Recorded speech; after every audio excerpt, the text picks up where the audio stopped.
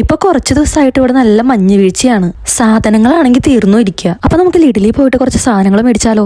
ഒരുപാട് സാധനങ്ങളൊന്നും ഇല്ലാട്ടോ, കുറച്ച് സാധനങ്ങളേ ഉള്ളൂ. കാരണം ഇതെല്ലാം ചുമന്നുകൊണ്ട് വരാനുള്ള ബുദ്ധിമുട്ട് കാരണം ഞാൻ കുറച്ച് സാധനങ്ങളെ മേടിക്കുന്നുള്ളൂ. ഈ വീഡിയോ ഇടുന്നത് ഇവിടുത്തെ ജർമ്മനിയിലെ സാധനങ്ങളുടെ വിലയൊക്കെ നിങ്ങൾക്ക് മനസ്സിലാവാൻ വേണ്ടിയിട്ടാട്ടോ. അങ്ങനെ ട്രാമും കയറി 2 മിനിറ്റ് മഞ്ഞത്തോടെ നടന്ന് ദേ മാളിലേക്ക് എത്തി.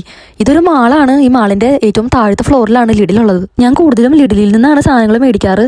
പിന്നെ ഒരുപാട് സാധനങ്ങൾ ഒന്നിച്ച് മേടിക്കാറില്ല, കാരണം വീടിന്റെ അടുത്ത് കടയുള്ളത് കൊണ്ട് ആവശ്യത്തിന് വന്ന് മേടിക്കാറാണ് പതിവ്. ആദ്യം തന്നെ ഈ ഒരു ബാസ്ക്കറ്റ് എടുത്തിട്ടുണ്ട് സാധനങ്ങളൊക്കെ വെക്കാനായിട്ട്. അവിടുന്ന് ഈ ഒരു 2 kg സബോള എടുത്തിട്ടുണ്ട്. അതിന് 169 ആണ് വരുന്നത്. പിന്നെ ഈ ഒരു പാക്കറ്റ് ഗാർലിക് എടുത്തു. പിന്നെ ഇത് ഞാൻ ജസ്റ്റ് നോക്കിയതാട്ടോ, ഈ ആർട്ടിച്ചോക്ക് എന്ന് പറയുന്നത്. ഇതുവരെയൊക്കെ അത് ഞാൻ കഴിച്ചു നോക്കിയിട്ടില്ല.